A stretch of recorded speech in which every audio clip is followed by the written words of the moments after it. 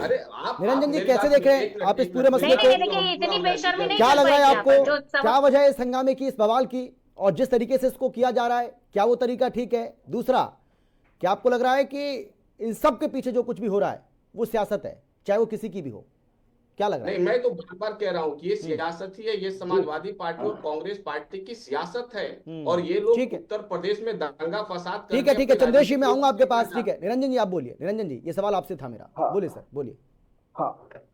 देखिए अमित जी, मैं इस मुद्दे को लेकर के तीन चार बिंदुओं पे बात करूंगा। पहला बिंदु है राजनीतिक, दूसरा बिंदु है व्यवहारिक, और तीसरा बिंदु है प्रजातांत्रिक, जो हमारे हमारे संविधान निर्माताओं ने हमें प्रजातंत्र की जो अवधारणा दी है। तीसरा बिंदु उससे जुड़ा हुआ है, और चौथा बिंदु है वो संवैधानिक। पहली बात, इन चारों बिंदुओं को, इन सारे के सारे मामलों को चारों बिंदुओं के ऊपर प्रकाश डालूंगा। पहला बिंदु देखिए, जिस तरीके से रामजी लाल सुमन ने एक महाराणा सांगा के ऊपर एक विवादित बयान दिया, या यूं कहें कि उनको एक अपमानित करता हुआ बयान दिया। आपको एक चीज समझनी चाहिए कि एक भारत का एक प्रदेश है राजस्थान, वहां की 7 करोड़ की जो जनता है वो महाराणा सांगा को क्या समझती है। महाराणा सांगा उनके लिए, यानी कि जो मेवाड़ रियासत है, चाहे महाराणा सांगा हो, चाहे महाराणा उदय सिंह हो, चाहे महाराणा प्रताप हो, उनके लिए वो प्रातः वंदनीय, उनके लिए वो पुरुष है। और उसके अलावा पूरे भारत के अंदर एक समाज है, क्षत्रिय समाज है, जिसके लिए महाराणा सांगा और ये जो मेवाड़ वंश बेल है, ये कहीं ना कहीं उनके लिए सिरोधारी है। अगर हमारा प्रजातांत्रिक सिस्टम ये बात कहता है राजनीतिक पार्टियों के लिए, कि जो अखिलेश जी भी कई बार अपने श्रीमुख से कह चुके हैं कि अगर हमारे किसी शब्दों से किसी को, अगर किसी भी समाज के किसी भी व्यक्ति को अगर कोई ठेस पहुंचती है, तो हम ऐसी भाषा का प्रयोग नहीं करते, हम ऐसी भाषा नहीं बोलते।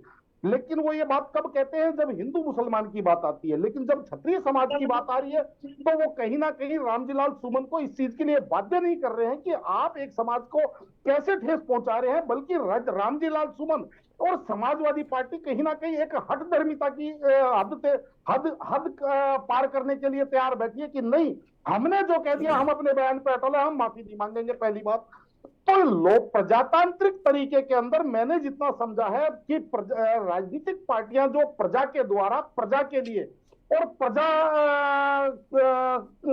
का शासन करती हैं। लेकिन यहां पे मुझे समझ में नहीं आ रहा कि ये कौन सी प्रजा के ऊपर करना चाह रहे। दूसरी बात, संवैधानिक रूप से जब हम बात करते हैं, तो अभी जितने भी विद्वान पैनलिस्ट यहां पे ज्ञान दे रहे थे, मुझे एक बात बताइए, लगभग समान ही विषय है कि जब नुपुर शर्मा ने एक टेलीविजन डिबेट के दौरान कि एक समाज के प्रॉफिट के लिए जब कुछ अपशब्दों का इस्तेमाल किया, और उसके अंदर आपको पता होगा कि पूरे देश के अंदर एक बवाल सा आ गया, और कन्हैया लाल और पता नहीं 3-4 लोगों का तो सर कलम सर तन से जुदा हो गया, केवल उस बयान का रीपोस्ट करने के लिए या उस बयान पे कमेंट करने के लिए। उस समय यही समाजवादी पार्टी, यही कांग्रेस, यही विपक्षी पार्टी जो आज कह रही है कि आप अदालत जाइए, आप ये करिए, आप वो करिए, ये कौन सा तरीका है, उस समय वो कहीं ना कहीं नुपुर शर्मा को कह रही थी कि आपको ऐसा बयान देकर के किसी को भड़काने की आवश्यकता क्या है। यहां तक कि सुप्रीम कोर्ट के माननीय जज साहब ने भी ये बात कही, नुपुर शर्मा को उल्टा फटकार लगाई कि भाई आप कम से कम अपनी भाषा पे संयम रखें, अगर आप इस तरीके का बयान देंगी तो कहीं ना कहीं समाज के अंदर ये जो कत्लो गारत है ये फैलेगी। लेकिन वो चीजें रामजी लाल सुमन के ऊपर लागू नहीं होती, क्योंकि यहाँ पे एक वो समाज है जो आज तक सहिष्णुता का प्रदर्शन करते हुए आया है। पहली बात ये तो होगी लोकतांत्रिक पद्धति की बात। अब बात कर रहा हूं राजनीतिक। मेरे को एक चीज समझ में नहीं आई कि आज विपक्ष की बुद्धिशीलता को क्या हो गया, चाहे समाजवादी पार्टी की बात करूं, चाहे कांग्रेस की बात करूं, क्योंकि भारतीय जनता पार्टी के लिए राजनीतिक ईंधन का जो काम करते हैं वो ऐसे ही मुद्दे करते हैं, चाहे वो हिंदू मुसलमान का मुद्दा हो, चाहे वो इतिहास का मुद्दा हो, चाहे वो राणा सांगा का मुद्दा हो, चाहे फलाने का मुद्दा हो। अब मुझे तो यह चीज समझ में नहीं आ रही कि इस राजनीतिक मुद्दे के ऊपर समाजवादी पार्टी को कौन सा राजनीतिक लाभ हो जाएगा, ऐसा कौन सा वोट बैंक है जो उनके साथ लामबंद होकर के खड़ा हो जाएगा। बल्कि कहीं ना कहीं ये भारतीय जनता पार्टी को ईंधन देने का काम कर रहे हैं, क्योंकि भारतीय जनता पार्टी का आप देख रहे होंगे पिछले 11 वर्षों से जो राजनीति के अंदर जो इनका उद्गम हुआ है, या राजनीति में जो इनका उद्भव चल रहा है, वो केवल और केवल इसी ईंधन के माध्यम से चल रहा है। लेकिन जो हमारा जो विपक्ष है वो इस चीज को समझ नहीं पा रहा, वो उसी के पिच के ऊपर कहीं ना कहीं जाने या अनजाने भारतीय जनता पार्टी की पिच पे खेलने के लिए निकल जाता है। उनको ये चीज समझ में नहीं आती कि इस पिच के ऊपर आप कभी भी भारतीय जनता पार्टी को मात नहीं दे पाएंगे। आपको अगर भारतीय जनता पार्टी को मात देनी है तो आपको भारतीय जनता पार्टी को अपनी पिच पे लाना पड़ेगा। लेकिन समझ में, ये राजनीतिक रूप से बता रहा हूं मैं आपको।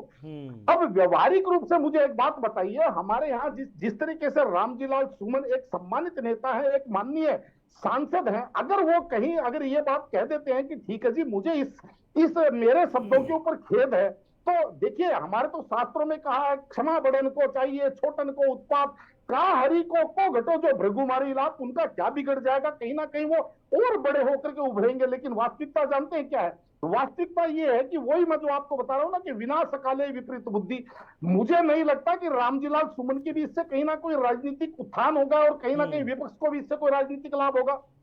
रही बात जो धरना प्रदर्शन करने वाले हैं, देखिए ये समाज ने, इसी देश की राजनीति ने ये एक कल्चर, ये उन्माद वाला कल्चर पैदा किया है, क्योंकि जब एक वर्ग के ऊपर कुछ अशोभनीय टिप्पणी की जाती है तो इसी तरीके से सड़कों के ऊपर हथियार लेकर के लहराता हुआ आता है और सर तन से जुदा, सर तन से जुदा के नारे लगाना चालू कर देता है। उस समय इन राजनीतिक पार्टियों के मुंह में दही जम जाता है। उस समय ये इस तरीके से हाँ अमित जी, आज ही के दिन एक ही प्रकार की दो घटनाएं घटी है। एक घटना मुर्शिदाबाद में और एक घटना आगरा के अंदर। आगरा की घटना को तो पूरा का पूरा विपक्ष पानी पी करके उकुलने कर रहा है, लेकिन मुर्शिदाबाद के ऊपर ये नहीं कह रहा कि ये क्या तरीका है भाई आपको विरोध प्रदर्शन करने का, जहां एक बाप बेटे को पीट करके मार दिया जाता है। लेकिन वास्तविकता जानते हैं क्या है? जब ये दोहरा मापदंड होता है कि तुम करो तो करेक्टर ढीला और हम करें तो रासलीला, तो कहीं ना कहीं मेरे हिसाब से ये समाज के लिए भी घातक, देश के लिए भी घातक और आपकी राजनीति के लिए भी घातक। ठीक है निरंजन जी, गलत कह रहा हूं क्या मैं? नहीं आप सही कह रहे हैं। मैं आपको पहले भी निवेदन कर चुका हूं और हमारे यहाँ कहा जाता है जी कि जब आप गलत बस पकड़ेंगे तो गलत स्टेशन पे पहुंचेंगे। और कदाचित पिछले 10-15 वर्षों से विपक्ष अपनी राजनीति के अंदर यही कर रहा है कि वो हर बार गलत बस पकड़ रहा है। मैं तो एक बात कहता हूं कि जिस दिन रामजीलाल सुमन ने ये विवादित बयान दिया था, अगर दूसरे दिन अखिलेश जी ने सार्वजनिक रूप से उनको फटकार लगा दी होती तो शायद इस देश के अंदर अखिलेश जी की राजनीतिक रूप से स्वीकारोक्ति ज्यादा बढ़ती, क्योंकि बहुत ज्यादा बड़ी संख्या में ऐसे लोग हैं, हमारे जैसे लोग हैं जो पढ़ते हैं, जो चीज को सुनते हैं, वो उन्मादी नहीं। मैं एक महत्वपूर्ण बात आपसे जानना चाहता हूं निरंजन जी, मैं आपसे ये जानना चाह रहा हूं सर कि अखिलेश यादव का समाजवादी पार्टी का इस मुद्दे पर अड़े रहना, माफी की मांग की जा रही है लेकिन माफी ना मांगना, राजनीतिक रूप से अखिलेश यादव को या समाजवादी पार्टी को इसमें क्या फायदा दिखता है? थोड़ा सा ये तो बताइए ना 2 लाइन में।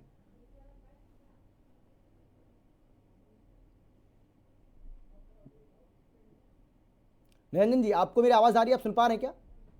हाँ देखिए अमित जी, मेरे को जितना समझ में आ रहा है अखिलेश यादव जी को या विपक्ष के शीर्ष नेतृत्व को किसी ने समझा दिया कि रामजीलाल सुमन, और कहीं ना रामजीलाल सुमन क्योंकि दलित परिवार से आते हैं तो कहीं ना कहीं इसको दलितों की और क्षत्रियों की यानी कि अगड़े समाज की और पिछड़े समाज की लड़ाई बना दीजिए, जिससे चुनावों के अंदर हमें दलित समाज के वोटों का लाभ हो जाए। लेकिन इनको ये चीज समझ में नहीं आ रही कि बहुत बड़ी संख्या में वाल्मीकि समाज, जिस समाज से रामजीलाल सुमन आते हैं, वो भी इस बयान से आहत है, क्योंकि वो भी इस वाल्मीकि समाज भी इस देश का क्षत्रिय समाज समझा जाता है। जब जब देश को रक्त की जरूरत पड़ी, जब जब देश को शीश कटवाने की जरूरत पड़ी, उस समय वाल्मीकि समाज, आप ये मान के चलिए, चट्टान की तरह खड़ा हुआ। और उनको पता है कि इस देश का, कि आज तक आपको मैं बताऊं एक चीज और अमित जी, कि जो वाल्मीकि समाज है हमारे यहाँ अंतिम पायदान पर बैठा हुआ समाज है, उसने लोगों का मेला ढोया, सारी की सारी आपको मैं बता रहा हूं तिरस्कार झेला, लेकिन अपने समाज को कभी उन्होंने परतंत्रता नहीं ली, कभी उन्होंने कभी धर्म परिवर्तन। चर्चा नहीं हो रही है तो उसके लिए क्या ये इससे जो है कि ठीक है निरंजन जी, जल्दी से देखिए अमित जी, आज की तारीख में देश के अंदर जो उन्माद फैल रहा है, देश के अंदर जो फसाद हो रहे हैं, इसके लिए सारी की सारी राजनीतिक पार्टियां जिम्मेदार हैं। चाहे कोई कितने ही बगुला भगत हो, मैं भारतीय जनता पार्टी को भी उसी कैटेगरी में खड़ा करता हूँ, और कांग्रेस, समाजवादी पार्टी, तमाम पार्टी को। इसलिए क्योंकि जिस तरीके से सुविधा की राजनीति हो रही है, यहाँ पे कांग्रेस और समाजवादी पार्टी उत्तर प्रदेश के अंदर, आगरा के अंदर हुए प्रदर्शन के ऊपर तो इतनी बड़ी समझ लीजिए, इतनी बड़ी वो विडंबना दिखा रहे हैं। चलिए सर, समय मेरे पास खत्म हो चुका है। समय मेरे पास बिल्कुल भी नहीं है। मुझे इस बात की अनुमति नहीं मिल रही है कि चर्चा को और ज्यादा आगे बढ़ाया जाए।